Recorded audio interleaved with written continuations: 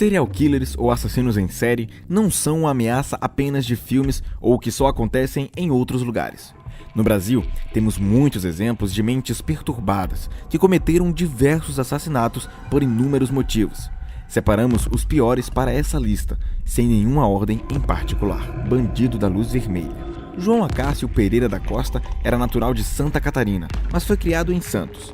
Era um homem excêntrico que gostava de se vestir como Roberto Carlos e esbanjar dinheiro, com bebida e mulheres. Dinheiro que ele conseguia através de assaltos a residências.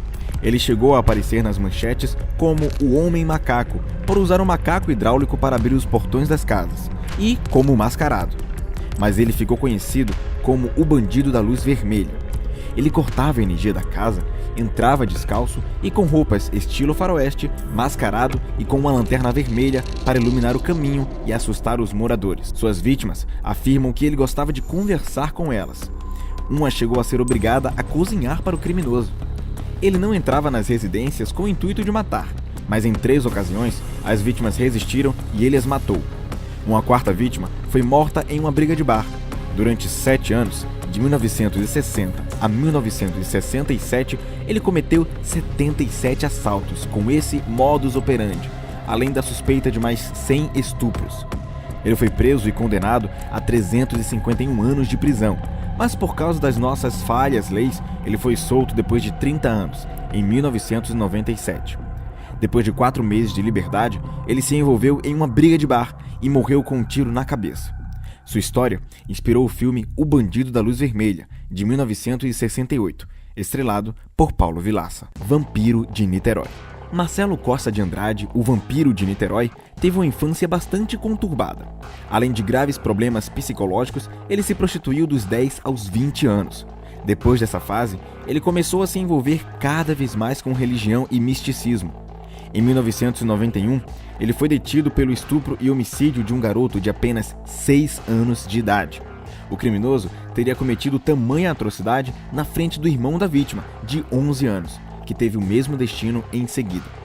Marcelo confessou ter cometido o mesmo crime com outros 13 garotos.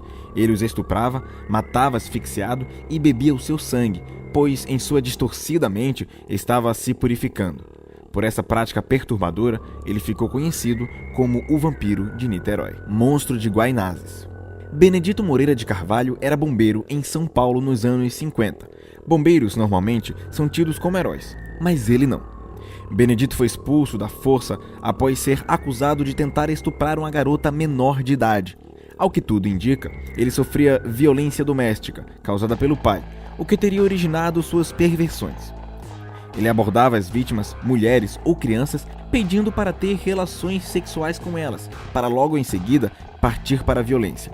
Ele estuprava e estrangulava suas vítimas.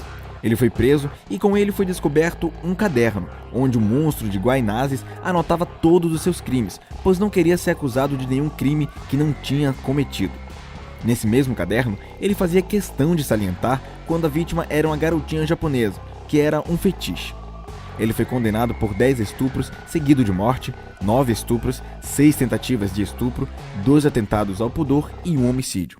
Foi declarado insano e mandado para o manicômio judiciário de São Paulo, onde passou 20 anos até morrer de infarto. Febrônio Índio do Brasil. Febrônio Índio do Brasil, assim como o Vampiro de Niterói, tinha uma visão perturbada sobre misticismo e religião. O mesmo afirmava ter criado a sua própria. Ele tinha uma tatuagem com as letras DCVXVI no peito. Para ele, essas letras significavam uma mensagem: Deus, caridade, virtude, santidade, vida e imã da vida. Dito isto, já se percebe que ele tinha graves problemas mentais. Nascido em Minas Gerais e criado no Rio, foi preso 8 vezes por furto, roubo, chantagem e fraude, chegando a atuar como dentista usando um diploma roubado. Então, ele começou a cometer crimes mais graves. Foi acusado de diversas tentativas de estupro e pelo homicídio de um homem de 20 anos e uma criança de 10 anos, sendo preso em 1927, quando matou o seu companheiro de cela por ter se negado a ter relações sexuais. Durante suas prisões, ele escreveu o próprio Evangelho, As Revelações do Príncipe do Fogo. Temerosa pelo conteúdo do livro, a polícia destruiu todas as cópias que pôde, tornando o livro raríssimo. O historiador Sérgio Buarque de Holanda teria comprado uma cópia das mãos do próprio Febrônio. A última que se tem notícia estava na coleção do escritor Mário de Andrade.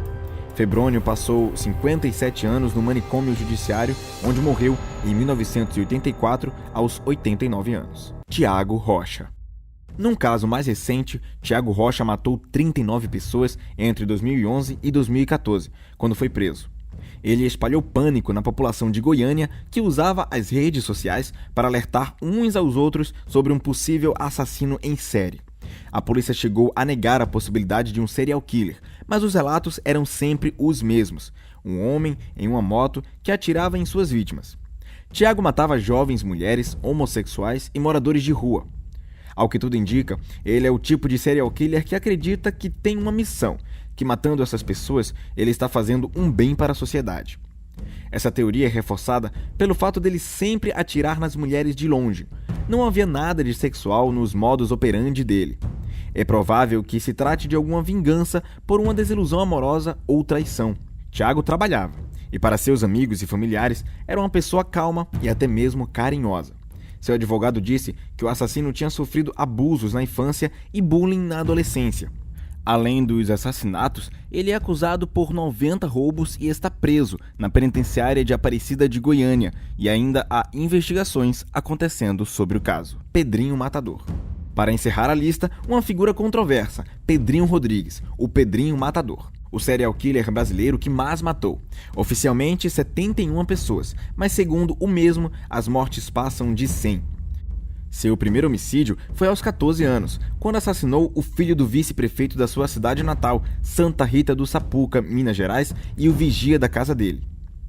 Crime motivado por uma acusação injusta que o pai do Pedro sofreu. Então, ele fugiu para Mogi das Cruzes, interior de São Paulo, aonde se envolveu com o tráfico de drogas e começou a matar seus rivais para assegurar sua posição. Foi preso e condenado a 128 anos, mas o cárcere só o deixou mais violento. Durante o tempo da pena, ele matou pelo menos 47 outros detentos, incluindo o seu próprio pai.